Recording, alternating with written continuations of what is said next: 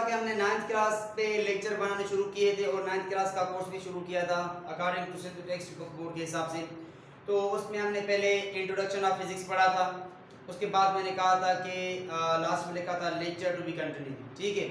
तो आज हम लेक्चर टू बी कंटिन्यू के हिसाब से उसका दूसरा पार्ट पढ़ने जा रहे हैं और उस पर था फंडामेंटल फोर्सेस के बारे में, ठीक है। तो आए समझते हैं क्या ये फंडामेंटल फोर्सेस होती हैं, कौन सी फोर्सेस होती हैं जो कि फंडामेंटल तौर पे नेचर एग्जिस्ट होती हैं और नेचर में इनको पढ़ा जाता है, ठीक है। तो आए इनमें डिफरेंस भी समझेंगे। इनकी जो फोर्स होती है तो उसकी कोई ना कोई रेंज होती है, भाई सबको पता है। तो इसकी कितनी कितनी रेंज होती है और तकरीबन कितना डिस्टेंस पे रेंज होती है, तो ये सारी बातें समझेंगे। कौन सी फोर्स स्ट्रांग होगी, कौन सी फोर्स वीक होगी, मैंने लिखा था लेकिन आज उसको हम इलैबोरेट करेंगे बिल्कुल वाज़ेह तौर पे, ठीक है। तो आए समझते हैं। तो सबसे पहले मैं आपको ये समझाऊं कि दो चीज़ें होती हैं, एक होती है यूनिफिकेशन, पहले ये समझो, और दूसरी होती है रिडक्शनिज्म। क्या है? एक होती है यूनिफिकेशन और दूसरी क्या होती है? रिडक्शनिज्म। अब ये यूनिफिकेशन और रिडक्शनिज्म ये दोनों फैक्टर्स क्या हैं? क्या है ये फिनोमेना? इसका मतलब ये है कि जो भी साइंटिस्ट होते हैं वो इन दो बातों को मद्देनजर रखते हुए आगे अपने हाइपोथेसिस, आगे अपने थ्योरीज, आगे अपने कॉन्सेप्ट्स, आगे अपने लॉज को डिस्क्राइब करते हैं। इन दोनों को अपने जहन में रखते हुए जो सारी की सारी बातें जो कि साइंटिस्ट बताते हैं इन दोनों के मुताबिक बताते हैं, ठीक है। तो समझेंगे ये यूनिफिकेशन क्या है और रिडक्शनिज्म क्या है। यूनिफिकेशन का ऐसे कह दूं कि अपोजिट वर्ड जो है वो रिडक्शनिज्म है। यूनी मीन सेम, सबको पता है। यूनिफॉर्म कह दूं तो सबको एक ही ड्रेस होनी चाहिए जो कि स्कूल में होता है, कॉलेजेस में होता है। बात आ रही है समझ में कि नहीं? तो ये होता है यूनिफॉर्म। लेकिन यहाँ है यूनिफिकेशन, यूनी मीन सेम और फिकेशन का मतलब फैक्टर्स। कितने फैक्टर्स होंगे? बहुत सारे फैक्टर्स होंगे, लेकिन उनको क्या करना है, हमें सेम वे में सॉल्व करना है। अब बात समझो, इसका मैं एक एग्जांपल आपको दे दूं। वो सारे फोर्सेस पढ़ेंगे ना, वो सारे के सारे फोर्सेस आपको यूनिफिकेशन को ही डिस्क्राइब करेंगे। लेकिन यहाँ पे समझो क्या है यूनिफिकेशन का मतलब है कि एक क्या है, बहुत सारी प्रॉब्लम्स हैं, बहुत सारी प्रॉब्लम्स हैं, लेकिन उनका एक सॉल्यूशन नेचर में फाइंड किया गया। लेकिन उनका एक सॉल्यूशन, एक मेथड, एक ऐसा प्रोसेस जो कि सारी की प्रॉब्लम्स को हल कर दे। नहीं ये बात समझ में? मैं आपको यहाँ समझाता हूँ, आप समझिए। आप समझिए, अगर सन के ऑर्बिट पे रिवॉल्व करती है हमारी अर्थ, तो ये भी इन दोनों के दरमियान ग्रेविटेशनल फोर्स है। बात समझो, अगर मैं यहाँ से ये कहूँ कि यहाँ से ये पेन है, ऊपर फेंकता हूँ तो ये नीचे ग्रेविटी लगती है, ये भी ग्रेविटेशनल फोर्स। और सन और अर्थ के दरमियान सेंट्रल फोर्स भी ग्रेविटेशनल फोर्स। और अगर कहूँ मून अर्थ के अराउंड रिवॉल्व करता है, उसके ऑर्बिट में रिवॉल्व करता है, तो उन दोनों के दरमियान ग्रेविटेशनल फोर्स। मीन्स सन और अर्थ के दरमियान gravity, gravitational force, attractive force. और अगर कहूँ कि मून और अर्थ के दरमियान क्या, तो वहां पे भी ग्रेविटेशनल फोर्स। और अगर मैं यहाँ कहूँ कि कोई भी चीज फेंकता हूँ तो नीचे गिरती है, क्यों? क्योंकि अर्थ ग्रेविटेशनल फोर्स लगाती है, इसलिए हमारी फेंकी हुई ऊपर वाली चीजें नीचे आती हैं। बात आ रही है समझ में कि नहीं? यहाँ भी ग्रेविटेशनल फोर्स, स्पेस में भी ग्रेविटेशनल फोर्स, दो मासेस के दरमियान भी ग्रेविटेशनल फोर्स। तो इसको सारे को एक ही कॉन्सेप्ट बना के हमने क्या कहा, दिस इज ग्रेविटेशनल फोर्स। और उस फोर्स का हमने फार्मूला भी दे दिया, F is equals to G multiply m1 m2 by r²। ये आप पढ़ेंगे जब आप 6th चैप्टर को स्टार्ट करेंगे ना, तो आप वहाँ पे ये फोर्स पढ़ेंगे, उसका फार्मूला पढ़ेंगे, उसकी वो जो है प्रॉपर्टीज पढ़ेंगे, वो सारी की सारी बातें डिस्क्राइब होंगी। लेकिन मैंने आपको ये समझाया कि यूनिफिकेशन क्या होती है। मीन्स बहुत बड़ी प्रॉब्लम हो, सारे पार्ट्स में डिवाइड, सारे पार्ट्स में डिवाइड हो। जैसे कि मैंने कहा ना, वहाँ भी ग्रेविटेशनल फोर्स, यहाँ भी ग्रेविटेशनल फोर्स, अर्थ और मून के दरमियान ग्रेविटेशनल फोर्स, बहुत सारे फोर्सेस हैं। आप और मैं, हता कि आप और मैं भी एक दूसरे को अट्रैक्ट करते हैं, तो यहाँ पे भी ग्रेविटेशनल फोर्स वो कितना है, वो सारी की सारी बातें आप नेक्स्ट वो जो है 6th चैप्टर में समझेंगे। लेकिन यहाँ मैंने क्या बताया कि पार्ट्स में डिवाइड है और उसको सेम वे में हमने रखा, एक ही मेथड कहा, और वो कहा gravitational force. Means the gravitational force is exist in the nature for the reason of attraction of two massive particles। बात आ रही समझ में कि नहीं? तो आए रिडक्शनिज्म को समझते हैं। ये रिडक्शनिज्म क्या है? रिडक्शनिज्म का मतलब है कि एक बड़ी प्रॉब्लम हो लेकिन उसको छोटे छोटे पार्ट्स में डिवाइड करके हम सॉल्व करें। बात समझो, एक बहुत बड़ी प्रॉब्लम हो उसको छोटे छोटे पार्ट्स में डिवाइड करके हम उसका सॉल्यूशन निकाल लें। ठीक है, तो उम्मीद करता हूँ ये दोनों कॉन्सेप्ट आपको ज़हन में आ गए होंगे। तो आगे बढ़ते हैं अपने टॉपिक की जानिब और हमारा टॉपिक था फंडामेंटल फोर्सेस। तो मैं ऊपर से लिख देता हूँ fundamental forces in nature. Nature में कौन से फंडामेंटल फोर्सेस हैं? वैसे तो कई फोर्सेस हैं लेकिन फंडामेंटल फोर्सेस कौन से हैं? फंडामेंटल का मतलब समझते हो ना, जिनसे दूसरे फोर्सेस निकलते हों। ठीक, फंडामेंटल फोर्सेस की मतलब क्या है? इनकी डेफिनेशन दूसरे किसी फोर्स पे डिपेंड नहीं करती। Those forces whose definition does not depend on any other kind of forces, तो इसको हम कहते हैं फंडामेंटल फोर्सेस। और वो कौन कौन से हैं ये मैं लिख लेता हूं, उनकी डिस्क्रिप्शन भी करेंगे आज हम। तो पहला वाला कौन सा? Gravitational force.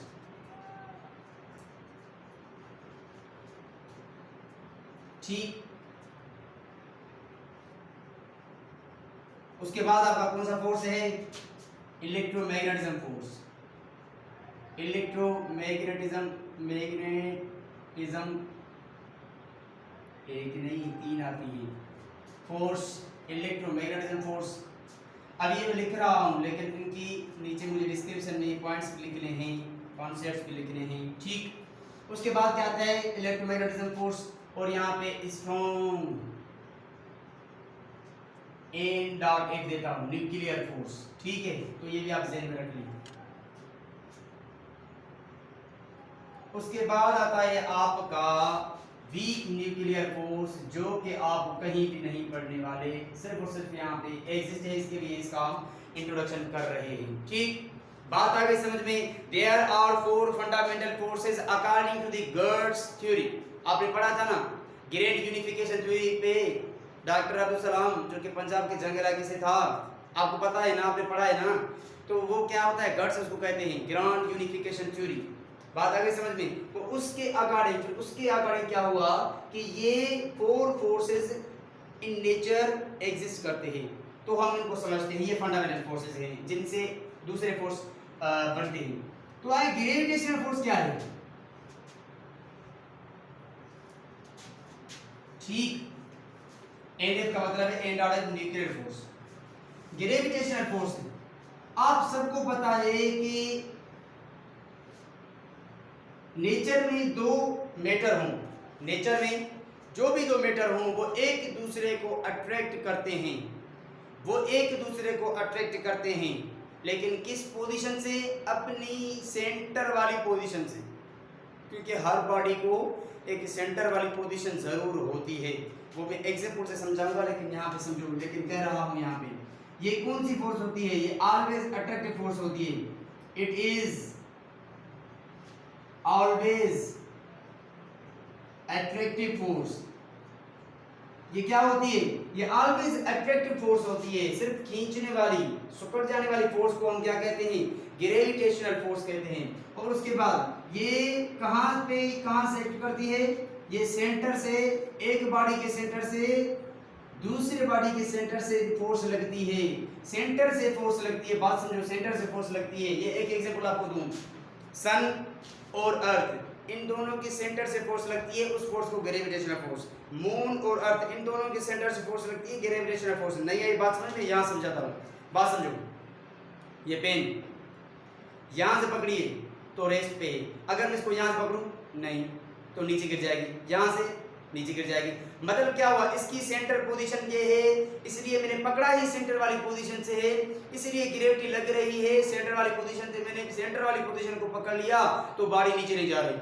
आपके सामने एग्जांपल। तो क्या होता है? ये जो ग्रेविटेशनल फोर्स होती है वो ऑलवेज लगती है, लेकिन दो बॉडी किस दरमियान लगती है? दो बॉडीज है ना, अर्थ है, यहाँ पे पेन है, लग रही है, लेकिन इन दोनों के सेंटर से लगने वाली फोर्स को हम क्या कहते हैं? It is central force, it is always attractive force, it is exist in always two material particles, two material bodies. बात आ गई समझ में? ये होती है ग्रेविटेशनल फोर्स।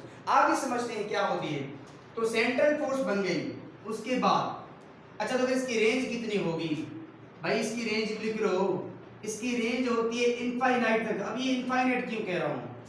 इनफाइनाइट मतलब लामहदूद होती है, मींस अगर आप इसको लार्ज से लार्ज डिस्टेंस पे लेके जाते हो ना, फिर भी इस फोर्स की एग्जिस्टेंस होती है। अब ऐसा क्यों क्यों कह रहा हूँ? इसके लिए कह रहा हूँ कि आप मुझे बताओ, जब से ये दुनिया बनी, एक सीधा एग्जांपल दे दूँ, जब से ये दुनिया बनी है तो सन और अर्थ के दरमियान उतना ही फोर्स है जितना पहले था। हम हैं, हमारे यहाँ में कितना वो जो है डिस्टेंस है अर्थ और सन के दरमियान, उतना ही है जितना अल्लाह तबारक व तआला ने इस ही दुनिया को बनाया था। उतना ही डिस्टेंस आज भी है, उतना ही लार्ज डिस्टेंस है, कम नहीं हुआ। ऐसा नहीं है कि अब हमको समझ में क्या होती है कि हमें गर्मी होती है तो सन अर्थ सन के करीब हो गई, नहीं, ऐसा मतलब नहीं है, बात समझो, ठीक है? तो मैं क्या कह रहा हूँ, उतना ही डिस्टेंस है। तो ये सारे के सारे उतने डिस्टेंस पे हैं। कितना डिस्टेंस है? इनफाइनाइट है।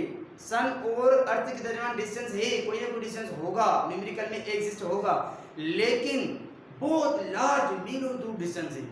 तो उसमें भी क्या है, इंफिनिटी तक ले जाओ, दो मटेरियल पार्टिकल को इनफाइनाइट उतना डिस्टेंस ले जाओ, जिस डिस्टेंस को आप काउंट भी ना कर सको, तो उस पर भी ये दोनों फोर्स, ये दोनों बॉडीज एक दूसरे को अट्रैक्ट करेंगे। लेकिन बात ये है कि ये नेचर में वीकेस्ट होगा, इट इज, हाँ भाई, इतना दूर जो ले जाओगे तो उसका फोर्स तो कम होगा ना, तो इसको हम कहते हैं it is weakest force, it is weakest force in nature, in nature. तो ये नेचर में सबसे ज्यादा कम तरीन जो फोर्स होगा वो फोर्स कौन सा होगा? वीकेस्ट फोर्स कौन सा है? Gravitational force. तो क्या पढ़ा हमने? ये ऑलवेज अट्रैक्टिव फोर्स होता है, जी भाई, ऑलवेज अट्रैक्टिव फोर्स होता है। उसके बाद हमने क्या पढ़ा? उसके बाद पढ़ा ये वीकेस्ट फोर्स होता है, जी भाई, वीकेस्ट फोर्स होता है। और इसकी रेंज कितनी है? कहते हैं ना कि भाई ये चीज हमारी रेंज से ऊपर है, ये आदमी, ये लोग हमारी रेंज से ऊपर है। इस हवाले से इसकी भी रेंज है, मीन्स की डिस्टेंस की बात कर रहा हूँ, रेंज के मतलब पैसे की बात नहीं कर रहा, मतलब क्या है कि डिस्टेंस की बात कर रहा हूँ। तो मैं इसको कितने दूर डिस्टेंस पे ले जाओ, उस डिस्टेंस को आप काउंट भी ना कर सको, लेकिन फिर भी ये दो ऑब्जेक्ट एक दूसरे को अट्रैक्ट करेंगे, लेकिन होगा ये फोर्स ज्यादा, सबसे ज्यादा कम, ठीक? रेंज इसकी इनफाइनाइट, ये weakest force in nature, always attractive force, ये सेंट्रल फोर्स। इतनी बातें क्लियर हो गई, कॉन्सेप्ट क्लियर हो गया? तो मैं समझता हूँ आपका ग्रेविटेशनल फोर्स का कॉन्सेप्ट भी क्लियर हो गया, ठीक है? अब ये सवाल बच्चे अक्सर करते हैं कि सर क्या रीजन है कि दो बॉडीज एक दूसरे को अट्रैक्ट कर रही हैं? अब इसका जवाब कौन देगा? इसका जवाब मैं नहीं दूंगा, क्योंकि इसका जवाब मुझे भी नहीं मिला, इसका जवाब खुद साइंटिस्ट नहीं दे रहे। वो बता रहे हैं ग्लूऑन्स हैं, मींस की छोटे छोटे पार्टिकल्स हैं, ग्लूऑन्स, जिसकी वजह से ये ग्रेविटेशनल फोर्स एग्जिस्ट होता है। लेकिन उनको जब पूछते हैं ये ग्लूऑन्स क्या है, तो ये कहते हैं हम थ्योरेटिकल बता रहे हैं, लेकिन दुनिया में एग्जिस्ट नहीं कर रहे। बात आगे समझ में गई? लेकिन दुनिया में एग्जिस्ट नहीं कर रहे, लेकिन उसकी एक्सपेरिमेंटल प्रूफ नहीं है, हम थ्योरेटिकल बता रहे हैं। ग्लूऑन्स हैं जिसकी वजह से ग्रेविटेशनल फोर्स होता है, जो इसका मैं भी यही जवाब दे रहा हूँ, जो कि साइंस देगी। बात आगे समझ में इतनी, ठीक? तो आगे हम बढ़ते हैं इलेक्ट्रोमैग्नेटिक फोर्स से। इलेक्ट्रोमैग्नेटिक फोर्स क्या कहा है? इलेक्ट्रोमैग्नेटिज्म नहीं भाई, ये तो ब्रांच बन गई, इलेक्ट्रोमैग्नेटिक फोर्स। अब समझो इलेक्ट्रोमैग्नेटिक फोर्स, यहाँ पे एक वर्ड है इलेक्ट्रो, दूसरा है मैग्नेटिक। इलेक्ट्रोमैग्नेटिक, इलेक्ट्रो की मीनिंग है चार्जेस, बात समझो, इलेक्ट्रो की मीनिंग है चार्जेस, या फिर आप ऐसे कह लो electric field and magnetic field. जब आप वेव्स पढ़ोगे तो इलेक्ट्रोमैग्नेटिक वो जो है वेव्स बन जाएंगी। इलेक्ट्रोमैग्नेटिक यानी कि इलेक्ट्रिक फील्ड और मैग्नेटिक फील्ड से बनी हुई जो भी वेव होती है उसको इलेक्ट्रोमैग्नेटिक वेव कहते हैं। लेकिन यहाँ पे क्या कॉन्सेप्ट है इलेक्ट्रोमैग्नेटिक फोर्स का? तो इलेक्ट्रोमैग्नेटिक फोर्स की जान पढ़ते हैं तो इसमें क्या है, इलेक्ट्रो की मीनिंग है चार्जेस, मैग्नेटिक की मीनिंग है प्रॉपर्टीज ऑफ अट्रैक्शन और रिपल्शन ऑफ मैग्नेट्स एक दूसरे को अट्रैक्ट करते हैं, north pole south pole, south pole north pole. आप सबको पता है? नहीं है बात समझ में? दो मैग्नेट्स ले लो, एक दूसरे को अट्रैक्ट करेंगे, और वही दो ही मैग्नेट्स अगर आप उनकी पोजीशन चेंज कर लो तो वो एक दूसरे को रिपेल भी करेंगे, अट्रैक्ट भी करती हैं, रिपेल भी करती हैं। यानी कि मैग्नेट्स की अट्रैक्शन, मैग्नेट्स की रिपल्शन क्यों होती है? The reason behind that is electromagnetic force. अब आगे बढ़ो, इलेक्ट्रोमैग्नेटिक फोर्स और दो चार्जेस आपने पढ़ा था ना, like charges always repel each other while unlike charges are always attract each other. What is the reason? The reason behind that is electromagnetic force. अब समझो ये क्या है इलेक्ट्रोमैग्नेटिक फोर्स, मैं इसको डिस्क्राइब करता हूँ सीधी भाषा में। अब बात सुनो, इलेक्ट्रोमैग्नेटिक फोर्स, यहां पे आप दो चार्जेस ले लो, छोटे छोटे कॉन्सेप्ट से आगे बढ़ते हैं। तो ये लाइक चार्जेस हैं, यानी कि positive repel each other every and each student no, और यहाँ पे ये कह रहा हूँ नेगेटिव तो भी आप कहेंगे रिपेल ईच अदर। अगर मैं कह दूँ positive always attract each other, ये क्या है, क्या रीजन है? ये जो पॉजिटिव को रिपेल करता है, नेगेटिव को रिपेल करता है, पॉजिटिव नेगेटिव को अट्रैक्ट करता है, क्या रीजन है? मैंने कहा पहले ही, इलेक्ट्रोमैग्नेटिक फोर्स। ठीक, आगे बढ़ेंगे। तो ये कौन सा फोर्स है? It is one of the strongest force. तो ये स्ट्रॉन्गेस्ट फोर्स में से एक है, one of the strong force या फिर स्ट्रॉन्गेस्ट फोर्स इन नेचर। तो ये नेचर में, अभी आज आपको मेरी राइटिंग समझ में ना आए तो मुझे मत कहना, क्योंकि मेरी राइटिंग में पीएचडी हुई है, ठीक है? बात समझो, one of the strongest force in nature, nature में स्ट्रॉन्गेस्ट फोर्स में से एक फोर्स, उसको कहते हैं इलेक्ट्रोमैग्नेटिक फोर्स। ठीक, अच्छा, तो फिर ये क्या करती है, इसका क्या काम है? भाई अगर मैं आपसे सवाल करूं, पहले तो मैं छोटे कॉन्सेप्ट बताना, अब मैं सीधी भाषा में सीधा कॉन्सेप्ट बताने लगा हूं। आपसे ये सवाल करूं कि इलेक्ट्रॉन न्यूक्लियस के ऊपर क्यों रिवॉल्व करते हैं, तो इसका जवाब आपके पास है तो भी ठीक, अगर नहीं है तो उसका जवाब क्या है? Electromagnetic force. वाई, बस यहां पे इसको लिख देता हूं, ठीक है? बात समझो, it is answer of that why electrons are revolve around nucleus, nucleus के ऊपर जो शेल्स हैं उनमें ये इलेक्ट्रॉन्स क्यों रिवॉल्व कर रहे हैं? तो इस सवाल का जवाब कौन है, इस सवाल का जवाब क्या है, कौन सी फोर्स है? Electromagnetic force. यानी कि इलेक्ट्रॉन को न्यूक्लियस के ऑर्बिट्स में, शेल्स में, इनके जो भी शेल्स हैं उसमें रिवॉल्व करवाने वाला कौन सा फोर्स है? Electromagnetic force. अच्छा, तो फिर इसकी क्या रेंज होगी? याद रख लो, इसकी भी रेंज इनफाइनाइट होगी। अब ये इनफाइनाइट क्यों कह रहा हूँ, बात समझो, इनफाइनाइट क्यों कह रहा हूँ? इनफाइनाइट इसलिए कह रहा हूँ कि जब आप आगे बढ़ोगे, ये यहाँ पे आप सिर्फ इंट्रोडक्शन कर रहे हो, लेकिन जब इंटर का 4th चैप्टर पढ़ोगे ना, तो आपको ये इलेक्ट्रोमैग्नेटिज्म वाला एक चैप्टर नजर आएगा। और सीधी बात है, जो चैप्टर है तो उसमें हम ज्यादा से ज्यादा कॉन्सेप्ट समझेंगे, लेकिन यहाँ मैं सिर्फ इंट्रोडक्शन करवा रहा हूँ, ठीक है? और इंट्रोडक्शन ही करना लाजमी है, लेकिन जब आप आगे बढ़ते जाओगे स्टेप बाय स्टेप, तो आपको बात धीमे धीमे क्लियर होती जाएगी, ठीक है? तो उसके बाद क्या है, ये इसकी रेंज कितनी है? इनफाइनाइट तक है। इसको भी आप किधर भी ले जाओ, कहीं भी ले जाओ, ये एक दूसरे को क्या करेंगे? अट्रैक्ट करेंगे, यानी कि इसकी वजह से इलेक्ट्रॉन रिवॉल्व करते हैं। नहीं है ये बात समझ में? नहीं है बात समझ में? बात समझो, अर्थ क्या कर रही है? सन के ऊपर से रिवॉल्व कर रही है ना, लेकिन यहाँ पे एग्जाम्पल दूंगा तो सीधा नहीं बनेगा, तो फिर अपनी एग्जाम्पल पे आ जाऊँ। तो इसके बाद क्या होता है? इन दोनों के बाद इन दोनों में एक ही कॉमन चीज है, कौन सी? ये समझो, they do not depend on any kind of medium. They do not depend on any kind of medium means कि इनको किसी मीडियम की रिक्वायर नहीं होती। कुछ ऐसे फोर्स होंगे जिनको मीडियम की रिक्वायरमेंट होगी, कुछ ऐसे फोर्स होंगे जिनको मीडियम की रिक्वायर होगी, लेकिन कुछ ऐसे फोर्स भी हैं जिनको मीडियम की रिक्वायर नहीं होगी। तो वो मीडियम के बगैर ही एक दूसरे को एग्जिस्ट करते हैं। मीन्स मीडियम के बगैर जो फोर्स लगे वो दो फोर्सेस कौन सी है? Electromagnetic force, gravitational force. ये एक दूसरे में क्या करती हैं? मीडियम को नहीं डिपेंड करती, मीडियम पे डिपेंड नहीं करती कि भाई एयर का मीडियम दे दो, भाई वाटर का मीडियम दे दो, भाई किसी सॉल्ट का मीडियम दे दो, भाई किसी लिक्विड का मीडियम दे दो, भाई किसी गैसेस का मीडियम दे दो। इसका एग्जांपल कैसे दूं? बात समझो, सीधा एग्जांपल देता हूं ना। सन और अर्थ के दरमियान क्या स्पेस है? उन दोनों में कोई एयर है? इन दोनों के बीच कोई एयर, कोई वाटर, कोई सॉलिड, कोई लिक्विड, कुछ भी नहीं है। कोई state of matter no exist in the space, लेकिन फिर भी ये फोर्स है। तो क्या कहा मैंने था, ग्रेविटेशनल फोर्स थी, मींस दोनों के दरमियान कोई मीडियम भी नहीं, फिर भी एग्जिस्ट करती है। नहीं है बात समझ में?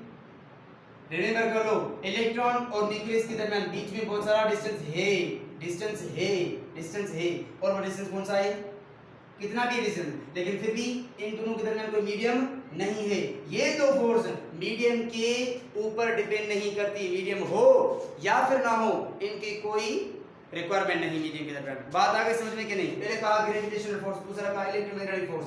इलेक्ट्रोमैग्नेटिक फोर्स चार्जेस पे लगने वाली फोर्स, प्रॉपर्टीज ऑफ मैग्नेट्स पे लगने वाली फोर्स क्या है? दो फोर्सेस, दो चार्जेस अट्रैक्ट कर रही है, दो चार्जेस एक दूसरे को रिपेल कर रही है, दो मैग्नेट्स एक दूसरे को अट्रैक्ट कर रहे हैं, तो वही दो मैग्नेट्स एक दूसरे को रिपेल कर रहे हैं, क्या रीजन है? तो वो सारा का सारा इलेक्ट्रोमैग्नेटिक फोर्स में। इतनी बात समझ में आ गई? इतनी बात समझ में आ गई? आगे बढ़ो। तो यहाँ पे आता है आपका स्ट्रॉन्ग न्यूक्लियर फोर्स। एन का मतलब न्यूक्लियर फोर्स, ऊपर से लिख लेता हूँ भाई, किसी को रिमेंबर ना हो तो वो भी समझ लें, स्ट्रॉन्ग न्यूक्लियर फोर्स। अब इसको ब्लू पेन से इसलिए लिख रहा हूँ ताकि आपको पता चले कि ये एटम के, ऐसे कह दूं कि न्यूक्लियस के बाहर होता है, तो ये दोनों फोर्स क्या होती हैं? न्यूक्लियस में होती हैं। Exist always in nucleus. तो ये दोनों फोर्स न्यूक्लियस में अंदर होती है। इसको क्या कहा जाता है? Nuclear forces. Nuclear forces. तो न्यूक्लियर फोर्सेस कौन कौन सी हैं? Strong nuclear force, week nuclear force. ये न्यूक्लियस से ऊपर, ये एटम के न्यूक्लियस में। बात आगे समझ में कि नहीं?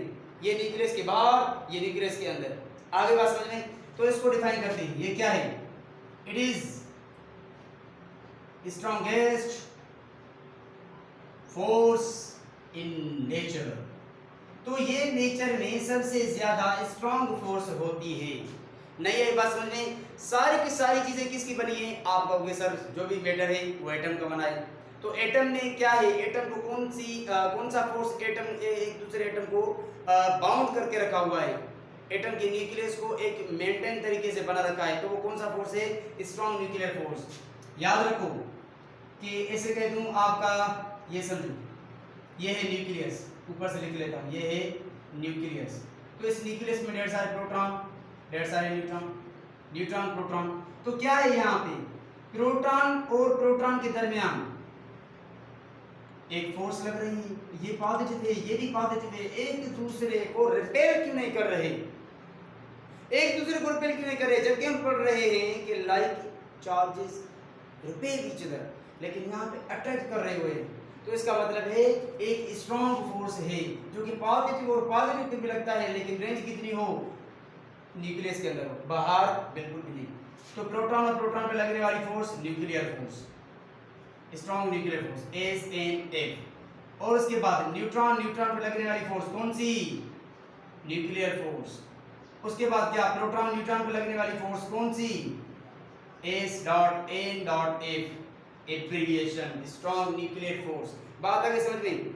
कई बच्चे अब यहाँ पे ये कर लेंगे, सर ये न्यूक्लियस है। अब जब उनको कोई सवाल करेगा ना तो वो कहेंगे सर न्यूक्लियस और इलेक्ट्रॉन के दरमियान जो फोर्स होती है वो स्ट्रॉन्ग न्यूक्लियर फोर्स होती है। ऐसा जवाब नहीं है, ये इसका जवाब ही नहीं है, याद रख लो, ये बिल्कुल गलत है। ये मैंने यहाँ लिख दिया था, पूरा का पूरा यहाँ पे लिख दिया था कि इलेक्ट्रोमैग्नेटिक फोर्स। इस सवाल का जवाब है कि इलेक्ट्रॉन क्यों रिवॉल्व कर रहे हैं न्यूक्लियस के ऊपर। बात आगे समझ में कि नहीं? अब इसमें बना देता हूँ, न्यूक्लियस और इलेक्ट्रॉन से रिवॉल्व कर रहे हैं, बस ऐसे कहूँ, रिवॉल्यूशन नहीं भाई, moving of electron or revolving of electron around nucleus, the reason is that electromagnetic force। अब यहाँ पे आओ, क्या कहा? strongest force in nature, सबसे ज्यादा फोर्स स्ट्रॉन्ग है, कौन सा है? कौन सा है? कहो भाई कौन सा है? Strong nuclear force. और उसके बाद क्या है?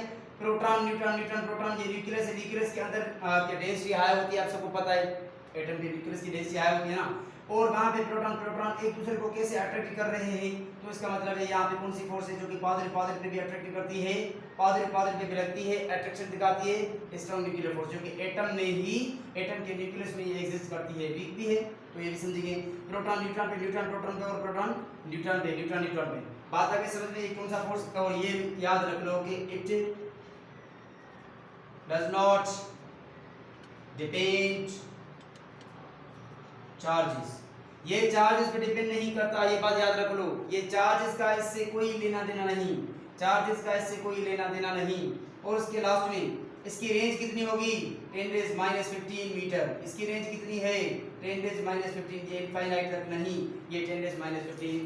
अब इसको यहाँ पर लिख लेता हूँ 10⁻15 मीटर इसकी रेंज है। बात आ गई समझ में? क्या फोर्स था? स्ट्रॉन्ग न्यूक्लियर फोर्स था, ये सबसे ज्यादा स्ट्रॉन्ग था। ये proton neutron neutron proton proton neutron neutron neutron. बात आगे समझ में? ये न्यूक्लियस पे ही डिपेंड करता है, न्यूक्लियस में ही इसकी रेंज है, उससे बाहर नहीं। यानी कि आप अपनी आंख से इसको फील भी नहीं कर सकते, हाथ से वो जो है सेंसिटिव भी नहीं कर सकते। 10⁻15 मीटर तक है, इसका चार्ज से कोई वास्ता लेना देना नहीं। न्यूट्रॉन न्यूट्रॉन न्यूट्रॉन प्रोटॉन, ये इसके दरमियान फोर्स होती है, स्ट्रॉन्गेस्ट फोर्स होती है। इतनी बात समझ में आ गई? अब आगे बढ़ी तो ठीक। अब पढ़ते हैं वीक न्यूक्लियर फोर्स। ये क्या है week nuclear force? Week nuclear force क्या है, बात समझो। वीक न्यूक्लियर फोर्स आप फर्स्ट ईयर में, मैट्रिक में, इंटर में कहीं भी नहीं पढ़ोगे, लेकिन फोर्स नेचर में एग्जिस्ट करता है, इसलिए आपको बता रहा हूं। ये क्या है, इसके बारे में शायद ही मैं आपको कुछ बता सकूं। ये इट इज वीकर, क्योंकि ये सुपरलेटिव डिग्री मैंने इस ग्रेविटेशनल फोर्स में लगा दी कि वो वीकेस्ट फोर्स है। मैंने नहीं, साइंटिस्ट ने, मैंने तो बताया वीकर फोर्स। ये क्या है वीकर फोर्स? तो भाई फोर्स की डेफिनेशन तो देखो इस पे, फोर्स इन नेचर, ये नेचर में वीकर फोर्स होता है। भाई इसकी रेंज कितनी होती है? जितनी स्ट्रॉन्गेस्ट न्यूक्लियर फोर्स की होती है 10⁻15 मीटर, क्योंकि ये भी एटम्स पे ही, एटम के न्यूक्लियस में ही एग्जिस्ट करता है, बाहर नहीं। और उसके बाद क्या है, ये इसका रीजन क्या है, ये क्या करता है, ये रेडियो एक्टिव इमिशन होती है, beta emission. Radio active emission का जो रीजन है वो ये है न्यूट्रिनो, एंटी न्यूट्रिनो। मैं समझ सकता हूँ ये बात आपको ज़हन में नहीं आ रहा है कि न्यूट्रिनो एंटी, तो इसको छोड़ो, ये बात थोड़ी वीक में हो जाएगी। तो इसलिए वीकेस्ट फोर्स को समझो, वीक फोर्स को समझो। It is weaker force in nature, ये नेचर में वीकर फोर्स है, लेकिन सबसे ज्यादा वीकेस्ट फोर्स ये है। उसके बाद इसकी रेंज 10⁻15 मीटर होती है, जो कि आप माइक्रोस्कोप से देख सकते हो, माइक्रोस्कोप पे ये एग्जिस्ट करती है। उसके बाद रेडियो एक्टिव फोर्स, जो कि बीटा इमिशन होती है। अब आप समझो, एटम्स होते हैं ना, एटम्स जब ये एक्साइटेड होते हैं ना, बहुत सारे एक्साइटेड होते हैं, तो ये एक दूसरे से रेडिएशन से इमिट करवा देते हैं। तो यहाँ पे रेडिएशन निकलते हैं, अल्फा बीटा। ये बीटा इमिशन होती है, खास प्रॉपर नाम ये है कि बीटा इमिशन होती है ना, वो अपनी एनर्जी को जो उनमें थी, वो सारी की सारी एनर्जी को एक लाइट के फॉर्म में बाहर अपने एनवायरनमेंट दे देते हैं। बात आ गई समझ में कि नहीं? एटम्स को बाहर दे देते हैं, न्यूक्लियस से ऊपर अपने एक्साइटेड स्टेट में से निकाल देते हैं। वो इमिशंस, रेडिएशंस होते हैं, वो उनको रेडियोएक्टिव इमिशन कहा जाता है। इतनी बात आ गई समझ में? उसके बाद में इसको कंपैरिजन कर लूं, तो भाई मुझे रजिस्टर दे दो, जल्दी करो। अब समझो, मैं इसको यहाँ से मिटा रहा हूँ, यहाँ से मिटा रहा हूँ इसको, क्योंकि इसकी मैं कंपैरिजन करने वाला हूँ। पकड़ो, अब समझो कंपैरिजन, कंपैरिजन करो कौन सा फोर्स किससे कितना ज्यादा है। समझो कंपैरिजन कौन सी होगी। यहाँ पे कंपैरिजन इस तरीके से कुछ हो रही है कि strong nuclear force is greater than all of other forces. वो कौन से होंगे? स्ट्रॉन्ग न्यूक्लियर फोर्स ग्रेटर होगा इलेक्ट्रो मैग्नेटिक फोर्स से, एफ दिख रहा हूं। उसके बाद इसको भी थोड़ा मिटा रहा हूं, या आप उम्मीद करता हूं पहले लिखोगे। उसके बाद क्या है? Electromagnetic force. उसके बाद क्या है? वीक, क्योंकि ये तो वीकर है ना, वीकेस्ट है ना ये तो। भाई इसको मिटा रहा हूं क्योंकि ये ऊपर से दिखाई नहीं दे रहा, पीछे वाला भाई लिख रहा है दिखाई नहीं दे रहा, इसलिए इसको नीचे लिख रहा है। तो अब बात समझो, बात समझो। कंपैरिजन यहाँ पे लिख देता हूँ, ठीक? अब ठीक है, दिखाई दे रहा है? ठीक है। कंपैरिजन, कंपैरिजन में सबसे ज्यादा स्ट्रॉन्ग न्यूक्लियर फोर्स, सबसे ज्यादा जितनी भी फोर्स आएंगे। उसके बाद इलेक्ट्रोमैग्नेटिक फोर्स, इलेक्ट्रोमैग्नेटिक फोर्स, ठीक? फोर्स पे एफ लिख लूँ ना, बोर्ड मेरा थोड़ा कम है। उसके बाद क्या है? Weak N dot F weak nuclear force. उससे लास्ट वाला आता है ग्रेविटेशनल फोर्स। अब समझो, सबसे ज्यादा स्ट्रॉन्ग न्यूक्लियर फोर्स सबसे ज्यादा, और उसके बाद स्ट्रॉन्ग इलेक्ट्रोमैग्नेटिक फोर्स उससे ज्यादा, वीक न्यूक्लियर फोर्स उससे ज्यादा, लास्ट वाला ग्रेविटेशनल फोर्स। बात समझो, ऐसा नहीं है कि सबसे ज्यादा। बात समझो, यहाँ पे स्ट्रॉन्ग न्यूक्लियर फोर्स सबसे ज्यादा, उसके बाद है इलेक्ट्रोमैग्नेटिक फोर्स रिमेनिंग सबसे ज्यादा, उसके बाद वीक न्यूक्लियर फोर्स रिमेनिंग इससे ज्यादा, ग्रेविटेशनल फोर्स कम। बात आगे समझ में गई। इसको कई यूं भी लिखते हैं। अब समझो, कई लोग इसको यूं भी लिखते हैं कि ग्रेविटेशनल फोर्स, आपको G डॉट F लिख देता हूं, ग्रेविटेशनल फोर्स ये सबसे कम। ठीक है, बात आगे समझ। तो इतनी बात आगे समझ में। उसके बाद कई लोग इसको यूं भी लिखते हैं, ये मैं अल्फाज के बता रहा हूं कि ग्रेविटेशनल फोर्स उसको ये सिंबल देते हैं, gravitational force less than week nuclear force, उसके लेस देन इलेक्ट्रोमैग्नेटिक फोर्स, उसके less than strong force, strongest force या स्ट्रॉन्ग न्यूक्लियर फोर्स। तो यूं भी कई लोग इसको लिख देते हैं, तो ये आपको ज़हन में होना चाहिए। उसके बाद इसकी कंपैरिजन में क्या है कि ये 1, तो ये 10⁻², 10⁻², तो ये 10⁻13, तो ये 10⁻38। बात समझो, यानी कि ये फोर्स सबसे ज्यादा है तो इसके लिए 1 नंबर दिया। उसके बाद ये इससे 100 गुना कम, 10⁻² लिखते हैं ना इसे, 10⁻², तो इसको 1/100 लिखते हैं। तो यानी कि ये इससे 100 गुना कम, ये उससे 13 गुना कम, ये उससे कितना 38 गुना कम। मींस ये कंपैरिजन हो गई। कंपैरिजन में सबसे ज्यादा स्ट्रॉन्गेस्ट फोर्स इलेक्ट्रोमैग्नेटिक फोर्स, उसके बाद वीक न्यूक्लियर फोर्स, उसके बाद ग्रेविटेशनल फोर्स। उसकी कंपैरिजन में ये मैंने नंबर्स लिख दिए, 1 10⁻², 10⁻13, 10⁻38।